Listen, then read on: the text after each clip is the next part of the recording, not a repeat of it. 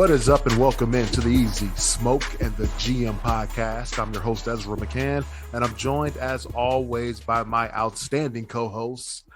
He's a Chicago Public League legend. He's a Simeon legend. He's a Grambling State legend. He was a second baseman for the Tigers. He was all swag back in the day. It's Brandon Williams, a.k.a. Coach Smoke. And we've got the NFL draft enthusiast. It's his time of the year. His mock drafts are up on NBCSportsChicago.com and the My Teams app every week. Check him out. It's Glenn Morgan. He's our GM. Gentlemen, what's going on? How you guys doing?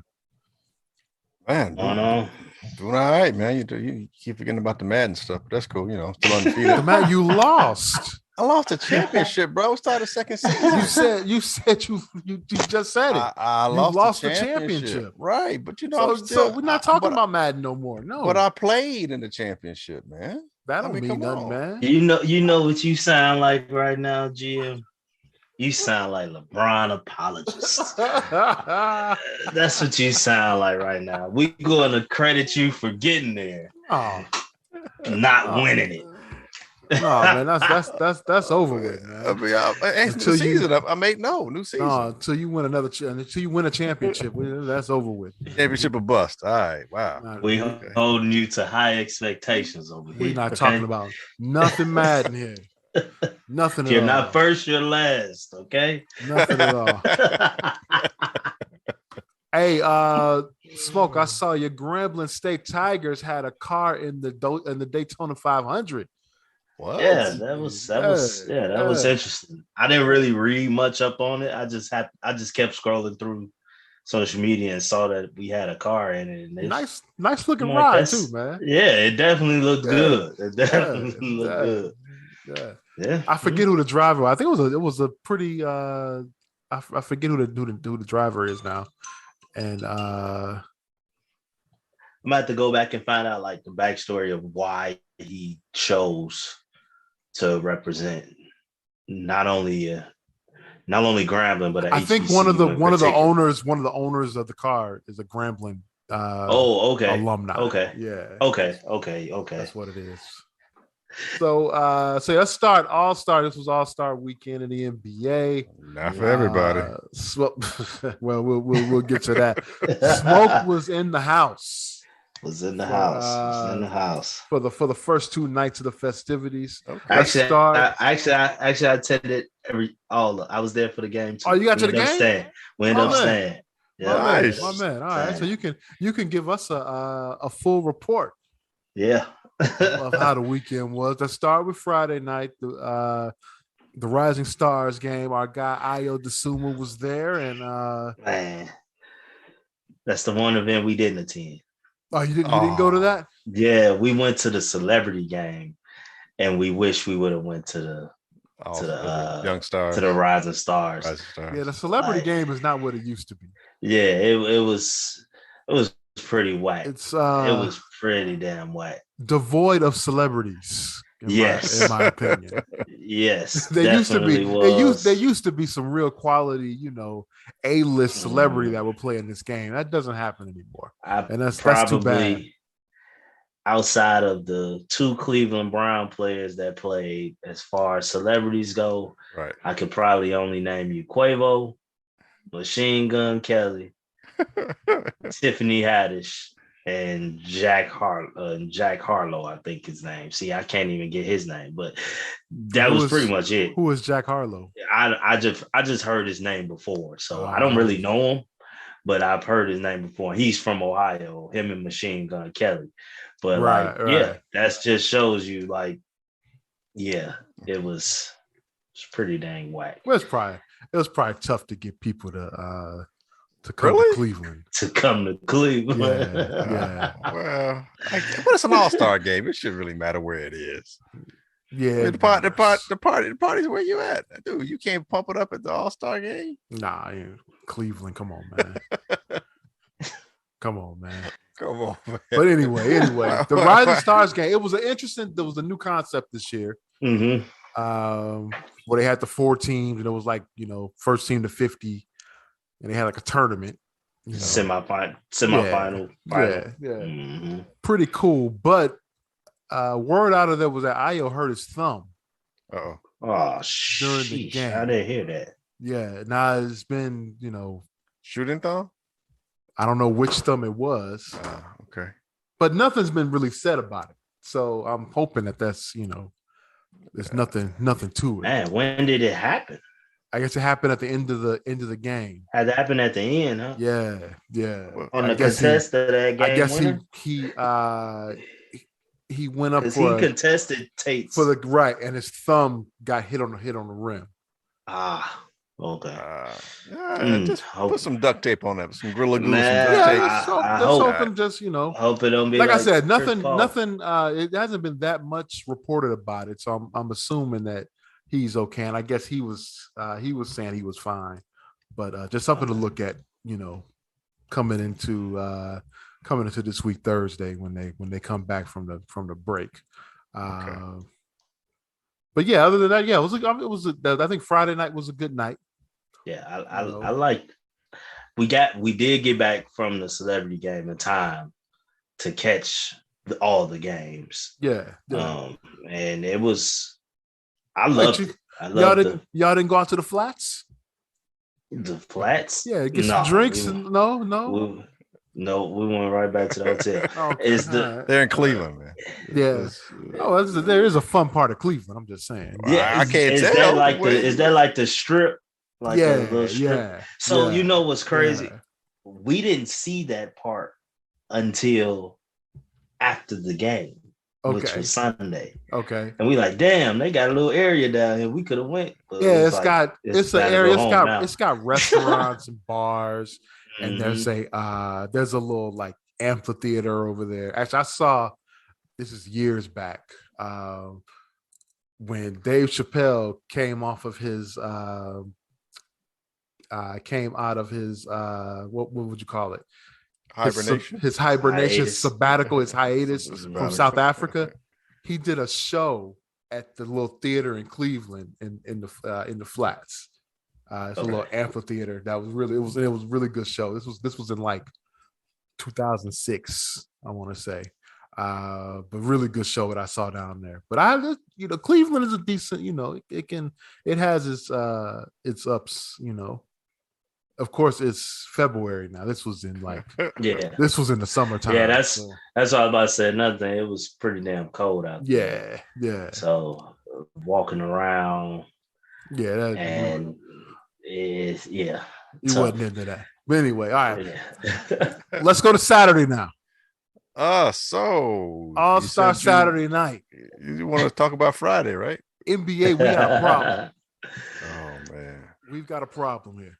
Oof. 3-point contest was good. Yeah, the 3-point contest that was good. Well. Let's not skip. Let's start with the Saturday night. Oh, go ahead. Go ahead. Let's start with the HBCU game. To me, NBA did an amazing job setting that up. Wait, hold on. I didn't even know about this. The HBCU game? Yeah, I missed it. Oh yeah, they had who played? Howard versus Morgan State. Really? Yeah, that was probably the best game all week. Outside of the game was the best event to me of the weekend. See, I feel bad now being a HBCU alum. I did not know this happened. Mm-hmm. Shame on you, So they had the practice. So all the practice in the HBCU game was at Cleveland State University, which was literally down the street from Rocket Mortgage. And so right after the practice, maybe an hour later. Whoa, time out.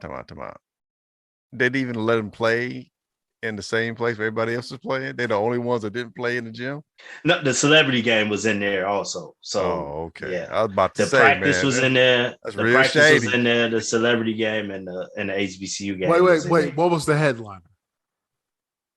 The headliner for the night for that. So it was, you said the practice. The practice was first. Okay. Well, so to start, the celebrity game was Friday. Right. That was there first in Cleveland State's right arena. Then the practice and then the HBCU game was after the practice. So this was all on Friday. This was all Friday. That was Saturday. The practice and that was Saturday. and the HBCU game was Saturday. Okay, I got you. Yep. Okay. And they put on a really good show, which it showed me how much environment matters. Yeah. When it comes to these sports and events, especially when it pertains to like HBCUs, because the atmosphere was electric. Okay. And I'm like, I knowing Howard and Morgan State, if they played in one of their gyms or something, it probably wouldn't have this same feel.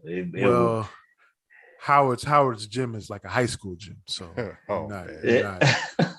let's be real. Okay. Let's be real. But did you guys see on MLK Day, Howard played Notre Dame at Howard. Oh, right. And they lost by 2. Lost by 2. It came down to the final possession. Nice. So Howard's got a decent team. Yeah, they were losing most of the game. They ended up coming back.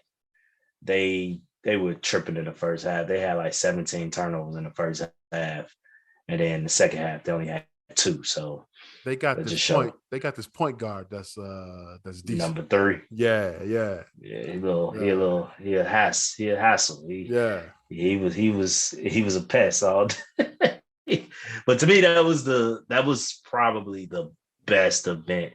And it wasn't because of being an HBCU guy. It was just the atmosphere, the crowds. I would say the crowds for the whole weekend sucked. Really? Wow. Okay. Was that because of the All-Stars though? They couldn't. Was it because they were reacting to the All-Stars? It just therefore lack of. It just was a bad crowd. Celebrity game crowd stunk. I thought that was probably just because it was a celebrity game. Okay. So then you get to the practice. It's the practice, but it was enough people in there, but the crowd stunk. HBCU game, the crowd was hyped. Okay. Hyped. But you had a lot of Morgan State fans there. Uh-huh. You had enough Howard fans there. So it was like, okay. Okay, so they traveled and came out. That's cool. So they traveled, Yeah. So like that was the good thing with that. And you had just share of celebrities that popped up for that game. Spike Lee was there. Jesse Jackson was there. Dr. Eric Dyson was there. They had Stephen A. and Isaiah Thomas was doing the like commentary for TNT because it was on TNT. But they did like the inside crew. But Grant Hill and cat from North Carolina.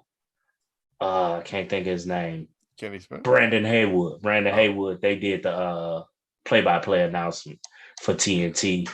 It was good. It was. I mean, you pretty much saw a nice amount of people out there. And you crowd was live for that. You brought up Michael Eric Dyson. I caught him at Harold's one night. Michael Eric Dyson knows his Harold's. He stepped up like a pro. Said, "Let me get 6 wings fried hard, salt and pepper with mild sauce." I was like, "My man." He didn't ask for the quarter dark. He didn't have he wanted just wings. He just wanted some wings. Okay. And he knew how to order. That's sometimes new people come in and they don't know. They say, "Let me get some ketchup on my wings." Like, no, that's not what you get. No. Michael Eric Dyson knew what he wanted. I was proud of him that night. So good dude there. Yes. All right. So let's get to. All right. So we got through the HBCU game. Everything's positive so far, right? All right, and then we get to the skills challenge. Okay. Yeah. It was all right. That was a new format too. I liked it. Was interesting because the people matched up against each other made it, kind of equitable. You got Vooch and Jokic, you know what I'm saying? And you had dude from Miami, the center. Bam. Bam. Wait, what you talking about? Well, yeah, it's a skills challenge, right? That ain't what happened. No, changed the format. Is that the hoop? Was it the Golden Hoops? I'm talking about the Golden Hoops. Is that what it is? Wait. What you was watching something else? Yeah, you was watching last year's or something. Oh. You know what? I'm talking about 2019. Oh man, Man, my fault, dude. That's how bad All-Star Saturday was. Yeah, I guys went back. watching last year. Had to go back and watch. Had to go back and watch. No, so else. this one they had there was Three team it was team Antetokounmpo. So you had all the brothers, Antetokounmpo brothers, including the one that plays in the G League. All right. You had the rookies, which was Kay Cunningham. Who else? Scotty Barnes from Toronto. And, Josh Giddey. Right. From OKC. That was a team. And then there was who was the third team? Team Cavs. Right. So you had Darius Garland, Evan Mobley, and Jared Allen. Jared Allen with the fro. Yeah. So I was actually it was decent. So they had instead of just the regular skills challenge where you did the course, they had a shooting component. They had a passing, 3 different events. Yeah, they had a passing component, and then they had the course. And it was fun. And the rookies ended up pulling it off. The Cavs won? Team Cavs won. Oh, see, nope. I'm all off. I wouldn't even pay attention. I thought the rookies won. Okay. All right. So, as off as I was. So the Team Cavs won the shooting competition. Team Antetokounmpo won the passing competition. Right. And then the rookies won the overall. No, they won the course. They won the course. Yeah. And I feel like we're missing something. Oh no, then the final. So it was a tiebreaker between Antetokounmpo's and the rookie. And the Cavs. The final was just a shoot off from the 3-point line. Who hits first, basically. The Cavs won that. So then the final was half court shots. You get whoever hits the first shot the quickest. The rookies went first. It took them 10 seconds. Cavs went next. Evan Mobley hit the first shot he took. So that's how they won. But by the way, I didn't know that Giannis was the middle brother. I didn't either. I found that out there too. They talked about that during the. I thought he was the oldest. Yeah, he's the middle brother. So that was something you learned there. All right. So all right, good competition. All right, you can keep that. That's cool. keep that. All right, that's a keeper. All right, the 3-point contest is the 3-point contest. That's always going to be fun. Cat with the win. Cat got the win. The big man. Yeah, that was greatest big. He said he's the best big man shooter in the game.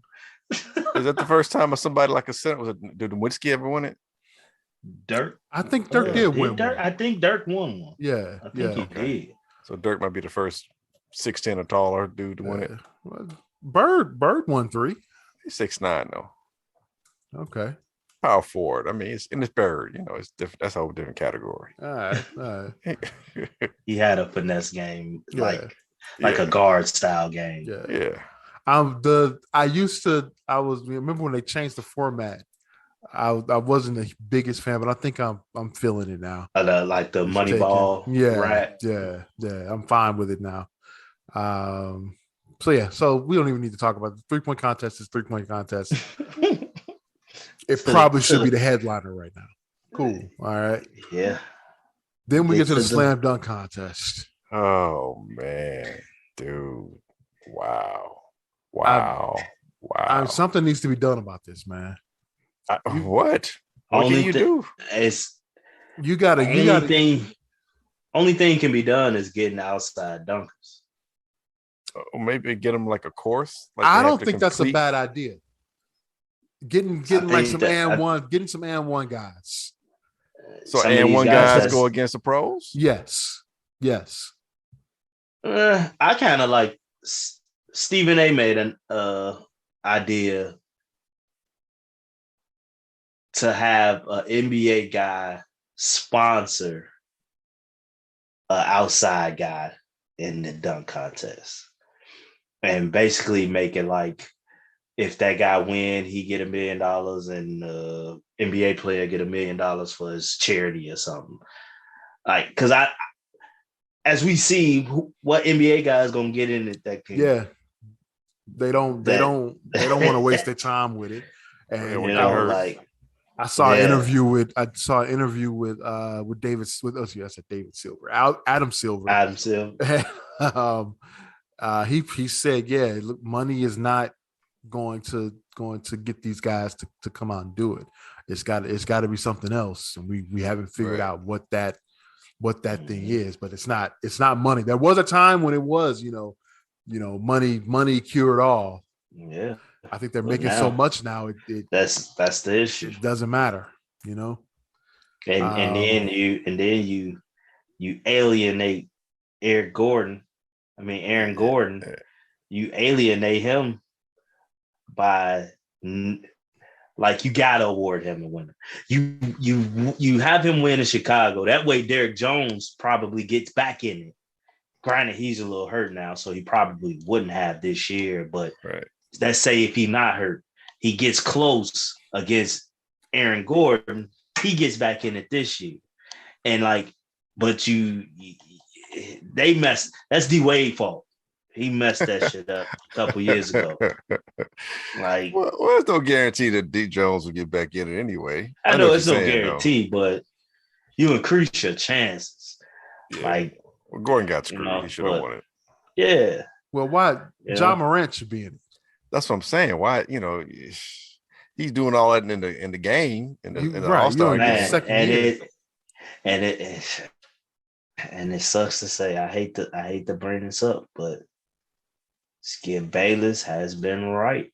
When LeBron James came in the league and decided not to do the dunk contest, that was a indicates to these other guys that they don't need to do it. Oof. No, but you had. I hate to say it, but I hate to put it. I'm not blaming LeBron, but that started the transition from those star quality guys. Yeah, you're right. It was a rite of passage. It was. Kobe did it. Kobe, Mike, Dominique. Vince. Ray Allen did the dunk contest. Did he really? Yes, he did it the same year with Kobe. Yeah, he did it the year with Kobe. It really changed the landscape of it. And did Garnett ever do the dunk contest? I don't think so. No. But the big dudes, they always kind of. Sean Kemp couldn't do it. I think the big dudes are like, nah, if he can't do it, we can't do it. If he can't win, if he can't win doing it, big guys don't look as good dunking. Dwight Howard was probably the only one that kind of got away with it. But even then, it was just I don't think his competition was all that good. Right. Yep. Who was my man from back in the day? Spud Webb. Not Spud. It may have been the same dunk contest. Steve Brown. No, a big man did it though. Not Kenny Walker. Not Kenny Scott Walker. Did Ralph Sampson do a dunk contest before? Oh God, no! I hope not. Them knees. Yeah, I'm pretty sure he did. Yeah, I think he did. Ralph Sampson did a dunk contest. I think he did. Yeah. Oh man, that had to be. That probably looked like gazelles trying to run with bad knees. I don't know. What team was he playing? I want to say he was a Warrior. Warrior, big man. Yeah. Did they even have big guys at the Warriors? They always went the most undersized team in the NBA. You talking about the center? Terrence Stansberry. Oh, was he a big man? Wasn't he like 6'7", 6'8"? Was he only 6? I felt like he was taller than that. He was the one that did the Statue of Liberty, right? Statue of Liberty dunk. Yeah, that was pretty cool. Yeah. But yeah, something has to be done. I don't know what that is. Maybe you put it on the back burner. I remember in the mid-90s, they had a lull in the dunk contest. Right. And they stopped it because of it. It was so bad. Yeah. They stopped it for a couple of years and made the 3-point contest the number one thing. And then they brought it back with Vince and it took off again. Right. Maybe they need to do something similar to that to, to spruce it up a little bit. You know what I'm saying? Gotta find the right dunker. You can't. What about teams like they did with the skills contest? Or is that just too many bodies out there jumping around, wasting time? What you gonna do? I mean, because what if they keep missing? That's the overwhelming issue. That's the thing. That's the overwhelming issue. And I mean, you get kind of spoiled when you get competitions like Zach and Gordon, and then Gordon and Derrick Jones, where they're not missing dunks at all. Right. You get spoiled by that, But I felt like Obi Toppin had a really good dunk contest. He missed one dunk. He missed his first attempt on his first dunk. But to me, he was trying to at least do stuff we had never seen before. They had great. I give that. They had imagination, that shit Cole Anthony did was just shoes. Just practice and make sure you can do the dunk before you get to All-Star Saturday night. That's all I'm saying. There's no way they practiced those the way they were, no way. Well, or maybe they didn't practice enough. They might have got a little nervous. It got contagious. Like you said, hitting contagious. Missing was contagious. Yeah.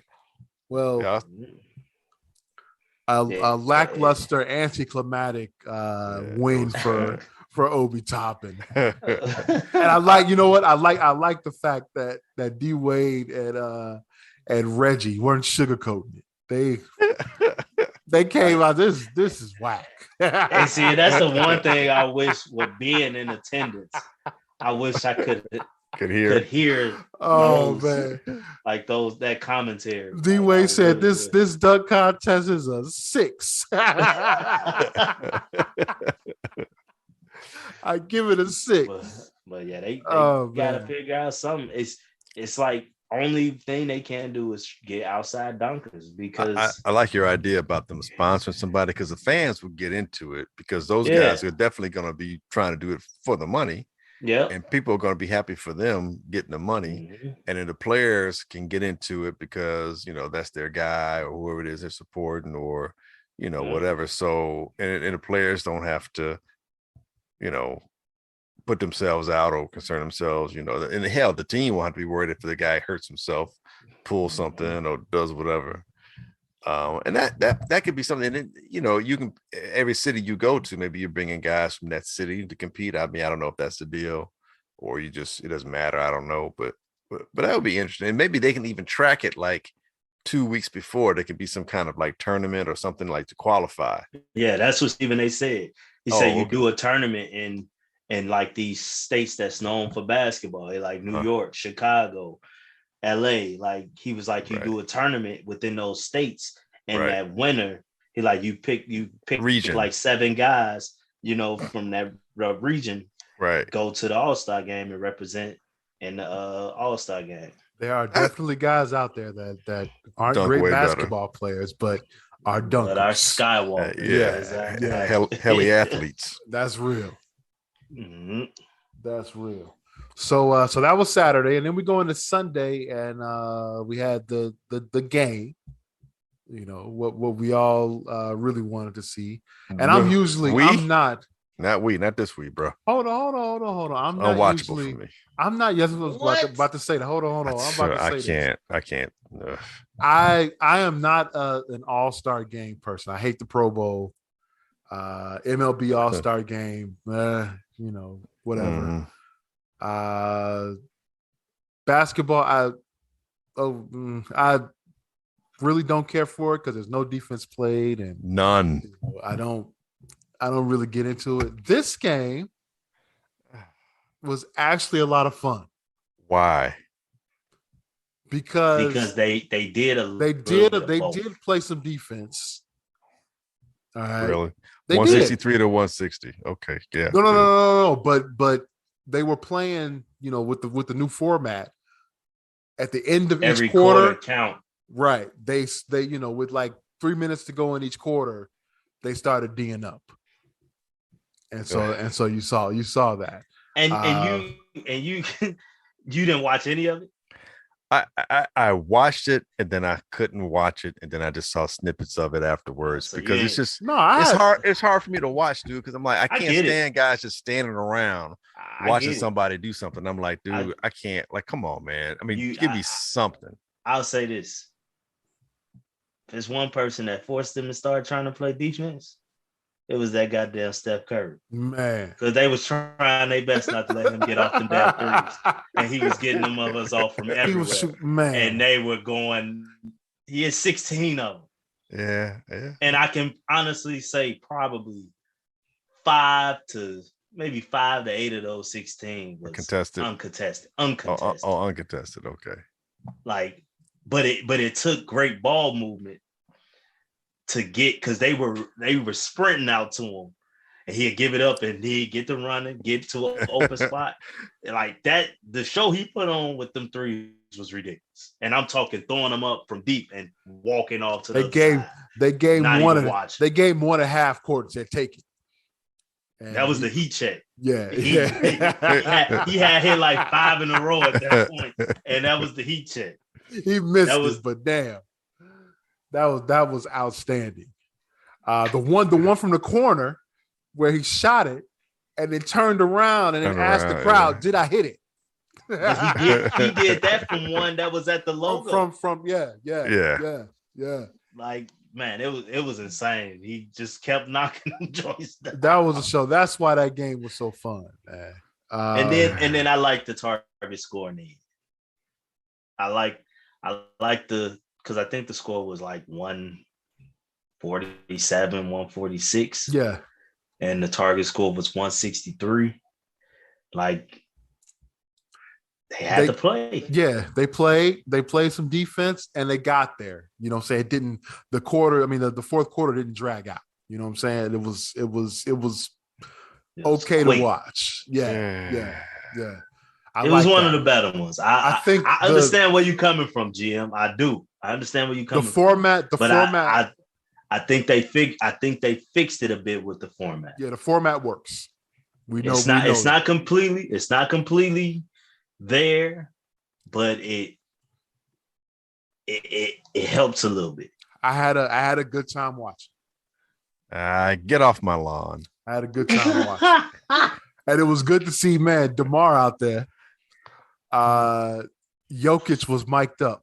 No, was it? No, it was Doncic. Excuse me.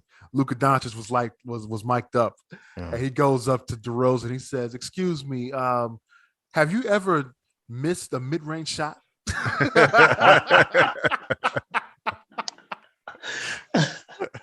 No. No, that's funny. I thought LeBron was about to give it back to him on the game winner. Yeah, because he had hit the shot before that. But DeRozan's man knew better not to leave him and go help. And Zach. Zach, man. Yeah. Well, he's injured, Zach, that was good defense. That was really good defense. He D'd up. It was really good defense. LeBron made a shot, man. Made a better shot. Yeah. So I was happy with the game. MVP clearly was Steph Curry. That was cool. But I think the show of all shows was the introduction of the 75th anniversary team. That was a cool moment, man. To see all those guys in one area, and then to see MJ. I was wondering, like, did MJ make it? Did MJ make it? Hey, when they called Michael Jordan, and Cleveland, you talk about a place that. So mind you, all weekend long at the practice, at Saturday night, at the start of the game, Draymond Green, Steph Curry received boos out this world. Yes. I mean, boos out this world. Now Steph changed that in the game. Them boos became cheers during the game because you couldn't ignore greatness. But when Michael Jordan came out, that ovation was ridiculous. That's crazy. I would thought it would be mixed at best. It was not a booing. If somebody was booing, they was literally by themselves. That's that respect, man. Because he was a Cavs killer, man. Man, yeah, I know he was a Cavs killer, man. When so that was so being in there, I was just constantly praying to myself, man. I hope Mike here. I hope Mike here. I'm like, man, Mike mess around not even be here, especially when they started announcing and so many players wasn't there. Yeah. I'm like, man, it's no way Mike is here, man. The thing was, Mike was at the Daytona 500. I know he got there right before announcing. And like when they announced Magic, and they didn't announce it as like he was the last guy. Yeah. The crowd started going crazy then because they knew it's only one other person that you can put behind Magic Johnson. Like they had already showed Kobe on the screen. So Steph was before Magic. So it was only one other person that could be coming. And that place erupted. Man. I was like a big ass kid, like because that was all I was praying. Like, man, I prayed Mike there. I prayed Mike here. You know, like that was dope. And I loved it. My favorite interest though was Dennis Rodman. He did it his way as usual. Everybody else come out and they stop. Dennis, you can see them because they entered on the side we was on. Okay. And so we were like kind of like over top of them. And so everyone would come out and stop. And then when they announced their name, they're already in position and a camera on them. Right. You can see them telling Dennis, like, come on. He and so when they announced him, he walked all the way in and he doing all his stuff. I'm like, that's classic Dennis Rodman, man. Let that man do him, man. Dennis, you think he's top 75 all time? Yes, he is. I believe so. Take the Bull fan out of it. Do you think he's top 75? Yes. Well, you can't take the Bull fan out. I think that's what helped. He got 3 titles here, man. And just the legend of him, man. Just the legend. He's a rebound. Arguably one of the greatest defenders of all time. Arguably. Would he? Yeah. Yeah. You can put him on anybody. You can put him on anybody. I'm not trying to be a hater or anything like that. I'm just wondering, like, this not somebody from this generation that you would put before him? I won't. No. The only person from this generation that I put in over somebody is Dwight Howard over Anthony Davis. And Anthony Davis shouldn't be on that list. And I put Tracy McGrady in over Damian Lillard. Besides that, I'm not moving Dennis Rodman for Dwight Howard. So you would put Dwight Howard over AD? I definitely would. How about neither one of them? Why wouldn't you put Dwight Howard in? 3-time player of the year. 3-time defensive player of the year. 3-time. Yeah, he's got what, 1 MVP, right? No MVPs. No MVPs. No MVP. Eight first team All NBAs. Right. That was the one. The first team All NBAs is what 8 first team All NBAs. Is what somewhat changed my mind. 3-time defensive player of the year. Yeah. Anthony Davis is a 5-time All-Star who's only played a full season, I think never. Right. Like constantly hurt. Like I just don't get it. I don't see how he's in it. So you wouldn't take all. So you're not gonna take so the next grouping you just add on the next 25. So someone like Luka is gonna be on there when it's 100. Right. Now he's not gonna replace. You wouldn't put him over. You wouldn't put him over. They didn't. They're not gonna replace anybody. Yeah, they didn't take any of the 50 off. Okay. Not that Dennis was, but Yeah, they're not going Right. to take anybody off of it. So they're only going to add 25 names. All right. Not the whole 25, but who's your next 5? Your next 5 in. You know, like they do the NCAA. First 4 out, first 4 in, or whatever. Who's your next 5 in? Man, that's tough. Probably Clay. First 5? Yeah. Luka's got to be in your first 5. Luka's in there. I'll put Luka there. It's probably going to be there. Jokic? Jokic will be there. He's an MVP caliber player right there.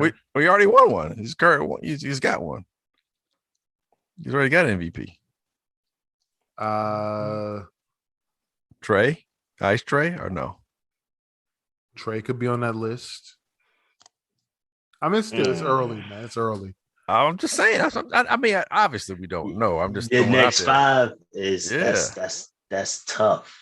Everybody's gonna be different. That's tough because you got guys who didn't get in, who should. Well, you had guys on the 50 list that got in this time. Well, that's that weren't on the 50 list. Like Dominique. Dominique didn't make the 50 list, but he made the 75. So that's what I'm saying. So it doesn't necessarily have to be someone who's playing right now. It'd be someone who didn't get in. No, Dwight may be on that. So for me, T-Mac may be on that list. If I did it, I will put T-Mac on that list. For me, it'll probably be Dwight definitely to me. T-Mac definitely for me. I may border on Chris Bosh. I said May. It's got 3 championships. I don't need Chris Bosh. Why not? It's got 3 championships. He's been on several all NBA teams, hasn't he? Yeah, yes. But I would put Luka. Luka definitely will be one for me though. Luka definitely. I'm a huge Luka fan, so yes, Luka's a yes. But it's tough. It's tough to name it because you gotta. I'll say this. Let's do Joel Embiid. Yeah, that's what I say. Let's do 5 players that are currently playing outside of. Let's not name guys who didn't make it. Giannis already in. Oh, that's right. Well, Embiid, Jokic. I say Embiid. I would say Jokic. Luka. Jokic is a triple-double machine. Yeah, Jokic, Luka. What about as far as guards? Would you pick dude from Utah? Spider? No. Mm-hmm. No, not enough. Okay. Not right now. No. Tatum? Early. He was in my mind. Early. And I know we're saying that Doncic will be on there, but it's early. Yeah, this is kind of tough. It's early, man. It's early. Kyrie. That's right. I dude, like if he just played, I'd be with you. But dude, he's so sometimey. It's just like I'd put him on and I'd take him off. I'd put him on and I'd take him off.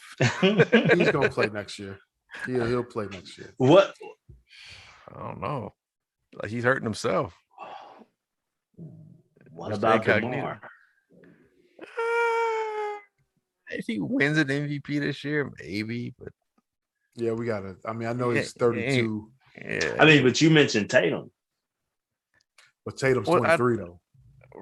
And Tatum, I think his upside is still. Yeah. I think he probably he does. Like I think he's a better rebounder. I think he's a little bit better all around. But they can have the same track. But yeah, I guess I'm going on the fact that Tatum's got more upside because he's younger. And we've seen we pretty much seen DeMar his whole career. This year is kind of like almost it's a little different. This isn't his usual. Like, do we really expect him to maintain this level for the next 2-3 years? I mean, maybe not. But this might be an outlier of a year for him. But he's going But he's going to end his career with over 20,000 points. Well, that's why I want them to be going for a title right now, which is a segue. The Bulls just signed Tristan Thompson. Is that the big man they need for this year? It's the big man for this year. He's going to help. I've been preaching that we need. You talked about him go get Tristan weeks Thompson. ago. I've been talked about him weeks ago. I'll give you that. I'm not going to say we are definitely winning the title. No, but he's going to definitely help. He helps. Yes, he's definitely going to help. Most important thing here that I keep telling people is we got him for free. Relatively. Only person we gave up was Alfonso McKinney. That's fine. So,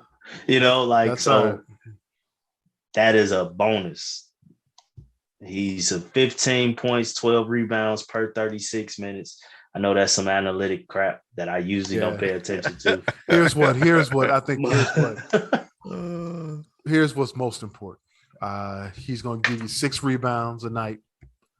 He's going to give you 6 extra fouls down low.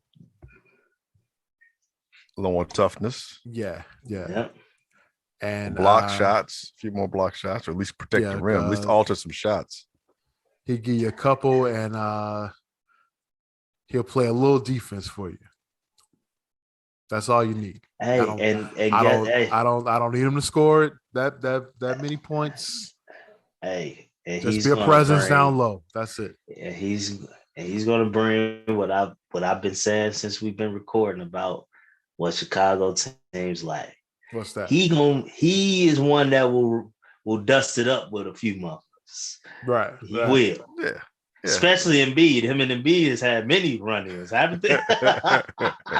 So we need a person that might can potentially get Embiid tossed out of the game. Getting his head a little bit.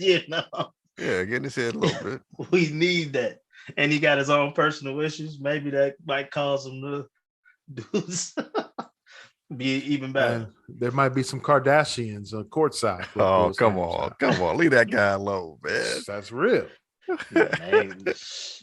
know they story? They ain't been coming to no Bulls games.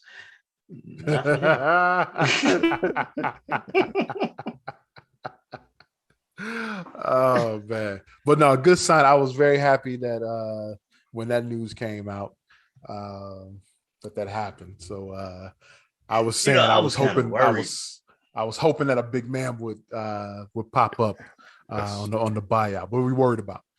I was worried because of how Rick Carlisle put it out there. I'm like, man, is this some tampering shit? Like, what's going on here, man? Right. I'm like, I was a little worried. I'm like, man. I guess he said, hey, normal. Hey, they talked and said, hey, okay, this isn't gonna work. All right. We'll let you go. And he's going to Chicago. All right, no problem. But he hadn't even cleared waivers yet. I know. It was really, really early. I'm like, at first when he said it, I'm like, I've been saying it. I was happy. Then I'm like, wait, hold on. He ain't even cleared waivers yet. Why is he saying this? We already just went through some tampering shit. Like, the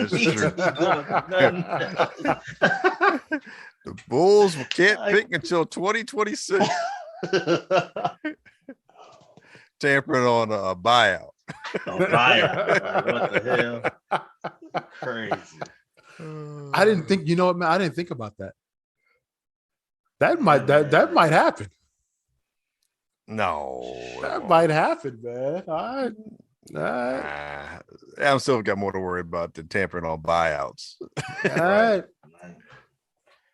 right. So second half of the season, what do you foresee here as the Bulls come back?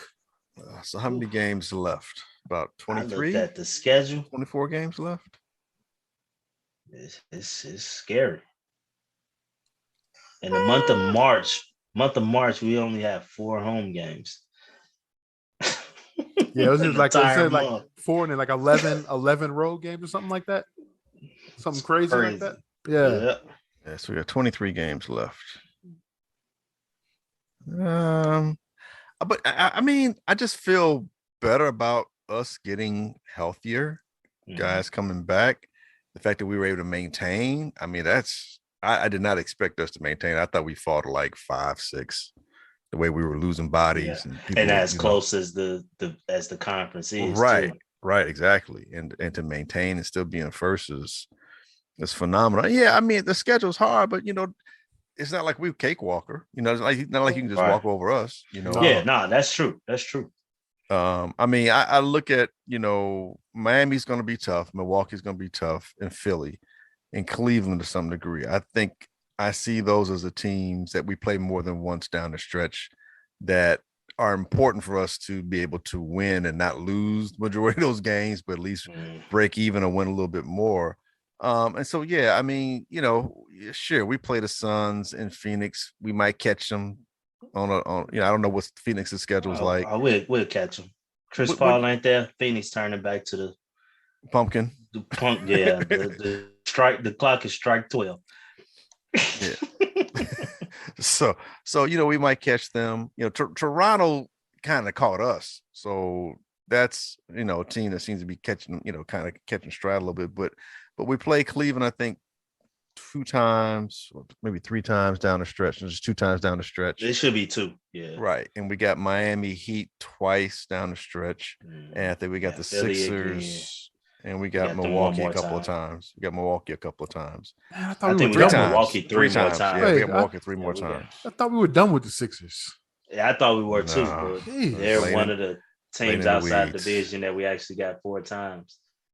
Yeah, but like Memphis, I think we can beat Memphis. I don't look at Memphis saying like that's a loss. I know they're playing really well, but I think we can beat them. The Atlanta Hawks, I think we can beat them. I think we can come back, and we play the Hawks 2 out of the next 4 games. I think we could go like 2-2 at worst, maybe 3-2. I mean 3-1, excuse me.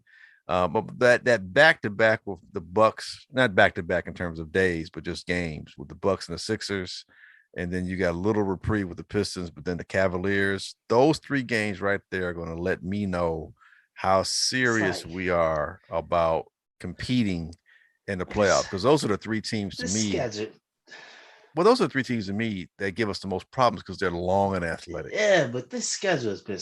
It's like every time we play a big time team, we got another one right behind them. It's like, God damn. But you know what? Yes. If we end up in the playoffs, you're right. You got to play that big time team 7 games. Exactly. Possibly. So I get it. It's and the Celtics is be interesting, especially when we play them. And I say I don't, because at that point, here's the thing. A lot of times towards the end of the season, you got 3-4 games left, maybe you're sitting players out. Here, I don't think we're going to see that this year, at least not from the top 3 or 4 teams, because positioning is what you need. I mean, you want to, that's going to be important. And who knows what the mandates are going to be like, or vaccine stuff with the Nets. You might not want to be matched up with the Nets. That's what I'm saying. And they on the road. I was definitely going to bring that up because they're so far behind now. Not that far behind, but I don't think they care. But I think those top teams are going to be scrambling, right, to try to avoid positioning themselves to meet them in the first round. Yeah, at the very least, meet them in the first round. So I say that to say that when the Bulls play the Celtics, that's the 3rd to the last game of the season. That's going to be a real interesting game, because I don't know where the Celtics been moving up. They're a different team than they were in the beginning, the first month and a half of the season. And it's like, are the Celtics trying to, get to a certain spot? Are the Bulls trying to maintain where they're at? It'll be really interesting down the stretch. Because not only that, but you look at those last 3 of those last 5 games, it's the Heat, the Bucks, and the Celtics. Those are the teams that are going to be right around where we're positioned. So that's going to be a battle for positioning, I think. And we haven't seen that really so much over the last several years in terms of people so much battling for position. It's like you want to get in the playoffs, and then you want to be healthy to get to the playoffs. So teams kind of like, whatever. But I think this year, out of at least in the East, it's going to be a lot of positioning down the stretch, which should be fun. I mean, for a fan, it's cool. The games are going to mean something. It's going to matter. It's not going to be like the All-Star game where y'all sit back and watch guys shoot 50 points and nobody plays any defense. It was still fun. Still fun. We know I'm the curmudgeonly get off my lawn guy, so I know. Back in my day, the All-Star games meant you prove something. You want to see if you're a top dog. Like the last All-Star game, I think where I felt like somebody had something to really prove was Scotty. Really had he's like, you know what, this is gonna be my launching pad to prove that I belong in the top echelon. It wasn't just all Mike. And maybe there might have been some after that, but for me, I mean, everybody's trying to prove a little something, but to me, that was more like I'm on a mission. I remember that game. The shoes. He wore the red shoes. Red shoes. Yeah, that was before guys did that. He was a trendsetter that day. So, but All-Star games, like you said, overall, they're a tough watch. Let's move on to what happened Sunday. Michigan at Wisconsin. End of the game. Had some little fisticuffs between Juwan Howard and the entire Wisconsin Badger Stadium. Don't mess with the South Side. That's what that was. That's all. South Side. Don't mess with the South Side. Juwan was mad that Wisconsin called a timeout with 15 seconds to go, even though they were down.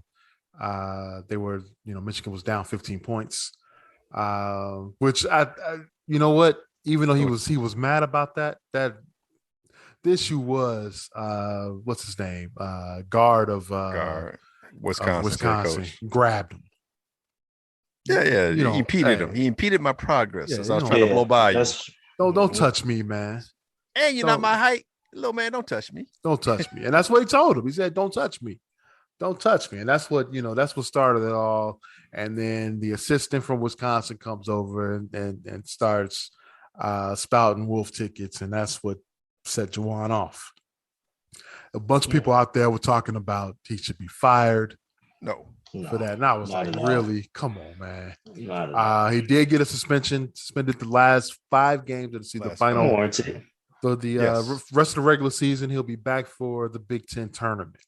Warren, you think that was the right move there? Oh, definitely. I believe so. Yeah, I believe so. And I'll say why I think so, because if it was just him swinging and that dude, or heading at that guy, maybe 2 games. But what you did started a brawl, and your players got involved, and it almost spilled into the stands. And I saw people on the ground. Someone could have got seriously hurt. And this isn't the pros. If it's the pros, I feel a little different because you're adults out there. But these are 17, 18, 19-year-old young men, and you're supposed to be an example. Not just an example, but more than that, I think. Which, fair or unfair, I, as a parent, am entrusting my son to you. And not only you set a bad example, but you're putting him at risk because of your SHIT, because of your shit. Like your shit got my son caught up, and now he's got this injury or that injury, or he's suspended or he's suspended, or whatever. Right. And that's because of you, and that was it's like, dude, that was unnecessary. I think I tweeted something on Cap's page. I mean, basically my response was like, it was unnecessary and it didn't do anything. Like you didn't gain anything by throwing a punch at that dude. There was nothing to gain by throwing a punch. Like if he was swinging on you, hey, I got no problem with it. But you had there was no reason for you to have to swing at that point because you had been pushed aside. Like the dude who initially stopped you wasn't even near you anymore. You just swinging. Like, dude, like really? Like, come on, man. Yeah. I completely agree for the most part. Just the way it started, I know everybody he called the timeout, and like my thing is, Juwan, why the hell are y'all pressing? Yeah. Like let them run the clock out. Right. Why are you pressing? Kid, you pressing hard, kid, shoe come off. He trying to put it on. Why they about to inbound the ball? You setting up your press defense again. Like, I like both coaches to me was some goddamn idiots. Patty. That's guard should have just let the man go on about his business. Like, first off, what the hell are you trying to why do you feel the need to explain yourself? Right. You don't need to explain yourself. Don't do it. I wouldn't do it at all. Like, okay, you mad? I called timeout. So what? Right. Beat me next time. Like, right. I made you press. You mad? I called a timeout. That's something that can be taken care of at the Final Four. Exactly. Or, you know, like with the whole punch incident, I definitely think Juwan, like you said, GM, you wasn't even over there. Like you were away, right. And everyone was. Now, as a coach, a part of me feel that guy said something to that player that was right there, and that's what triggered Juwan Howard. I want to know what was said that got that honestly, response. So I can honestly say I've been in a situation where I almost lost my cool because a fan made comments towards my players. Now, granted, I'm coaching even younger kids than what he's coaching on the college level, but at the same time, I'm a very cool-headed coach. I don't put myself in position to get through out of games, but when that fan made a comment, and it wasn't like a racial comment or anything, it was just a comment that I didn't appreciate being aimed at my player. I was if it wasn't for my assistant coach, it was going to be a problem. You know, so I get, like, because like GM said, that's the other side of a parent sending their kid there under your guidance. You feel you have to be protective. Now, granted, this situation was Juwan's initiation. This whole situation is initiated by him and the coach chirping. Mm-hmm. But then because I saw the guy look at the play, because the players was up there kind of keeping everyone apart. Right. And I saw the guy look to that player, and I don't know if he said anything. And then that's when Juwan came and did what he did. And just a part of me, now I'm not excusing Juwan at all, because it doesn't matter. It shouldn't have even got there. But I'm just wondering if that guy said something to the player. Because I'm like, he couldn't have said nothing to Juwan. Like, he wasn't even right there. Right. Yeah. like there's so much shouting. Like, you sure he said it? Exactly. You know, like, I'm like, so that's all. I'm just wondering if he said something to the player. But I think the suspension was appropriate.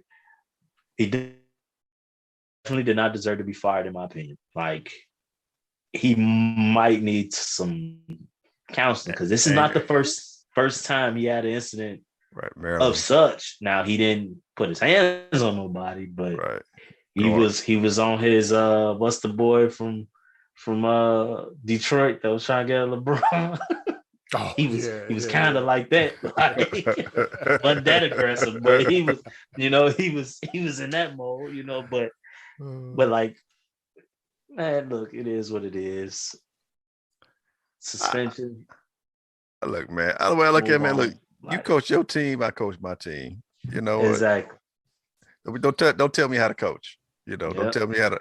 And I won't tell you how to coach. And I cannot like you. You cannot like me. And that's my thing. Like, guards should not have even felt the need to even try to explain.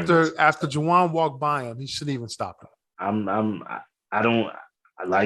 coaching my team. I don't have to explain to you at all why I make the decision I make when it pertains to my team. Keep it moving, and we'll, you know what I'm saying, we'll figure this out at another turn, you know what I'm saying? And that would have squashed everything, would have never happened. So but no, this right move for the suspension, for all you people that thought firing was the right thing to do later for you. Yeah, later for you. Bobby Knight should have been fired for a lot worse. Bobby Knight throwing chairs and kicking balls into the stand. John Chaney threatened the man's life. Yes. He went. Wait. It was the press conference. He went, and that was Calipari. I'll kill you. That was Calipari at was at UMass. I'll kill you. In the press conference, he didn't get fired. So come on. Hey, y'all, let's go check that out on YouTube. I know it should be laughing. It's just funny as hell. I'll kill you. You can't come in shouting in front of cameras and Mike's talking about killing somebody. Man, oh God. That's when you know you got no filter left as a coach.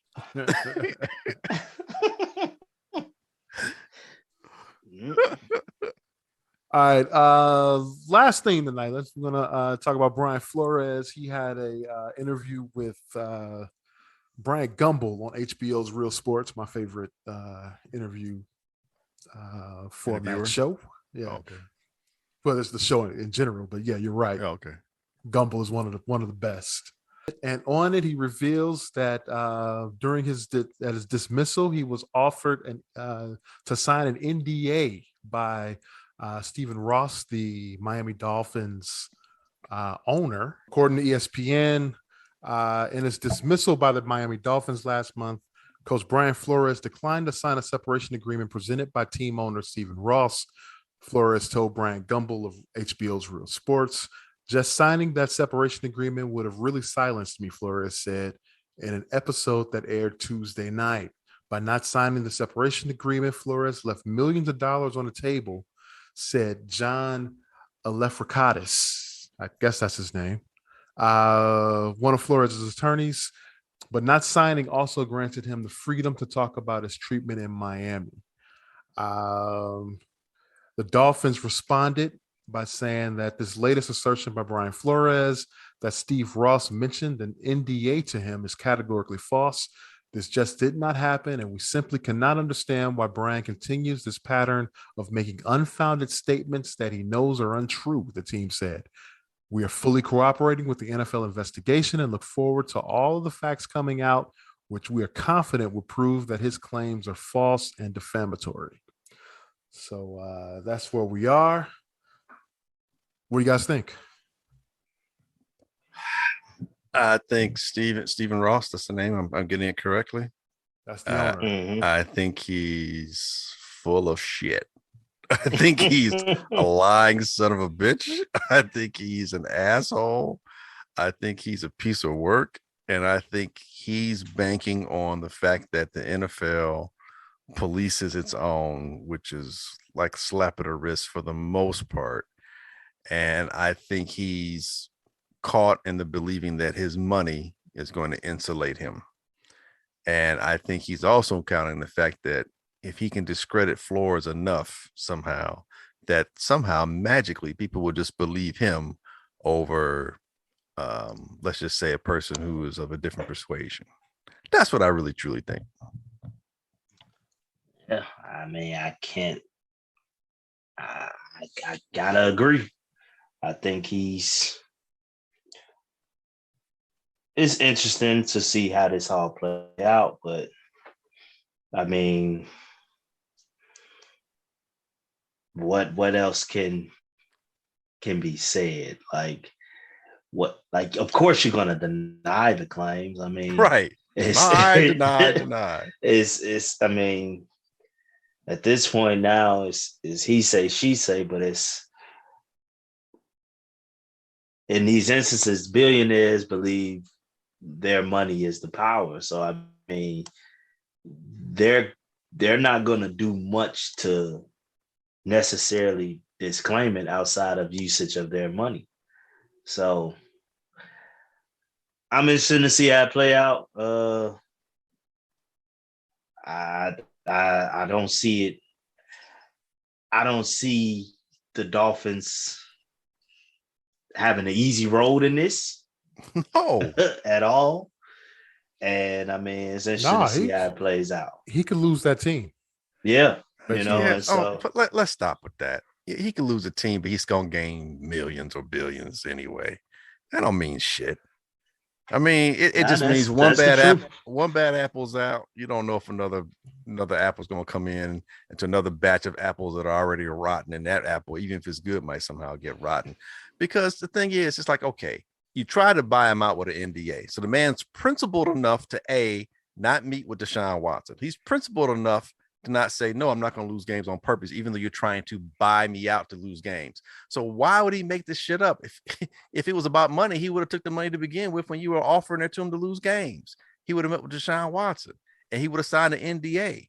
It's not about money. So clearly, what does he have to gain? He has everything to lose in terms of being the head coach that he always dreamt to be. He has everything to lose, but he's gonna make this shit up. Get the fuck out of here with that. Are you serious? Who the fuck does that? And I apologize. That's about $25 in a swear jar. But who does that? Who purposely puts themselves on a chopping block? Like, no, I'm gonna go ahead. No. Start with my arms and my legs. Just chop everything off, and then use my head to last. Just chop my head off last. No, of course he's not lying. Of course, Brian Flores is lying. He didn't have an axe to grind until you started grinding on him. I mean, he was a head coach. He had gotten his job. He was winning. And you motherfuckers just went out there and just kept sticking to it. He's like, you know what? That's all I can stand. I can't stand no more. So yeah, you talk about you. What do they say? It's like in those movies. It's like, he's too principled. We can't buy him out. We gotta find a way. It's just like, so Stephen Ross, like, really, dude? Seriously? Do you think anybody with common sense is believing any of that garbage? No. And that's the thing. That's what's funny about this. Like, let's just say Brian Flores is lying. Okay, for shits and giggles. Stephen Ross, you make the lie believable because you fired a man who won 8 straight games right. In the last 2 seasons had winning records. You make the claims believable because of your actions. Exactly. You gave him the ammunition to lie and be made to look like he's telling the absolute truth because of your actions as a owner. Like, so like, just think about that. Even if he's lying, your actions is what's making everyone believe. Like, and I don't think he's lying, but it's just like, how do you get around this? Can't argue that, man. Can't argue that. Hey, by the way, over the weekend, Flores was hired as senior defensive assistant linebackers coach for the Pittsburgh Steelers by Mike Tomlin. So he will be coaching next season, but he won't be a head coach in the league. And the soup moves on. So that's the key there. I said before, I want this thing to go to trial because I want all this stuff to come out in a court of law. And I think Brian does too. Yeah. Yeah. I think his really over eager, zealous lawyers do as well. We just need a tried case.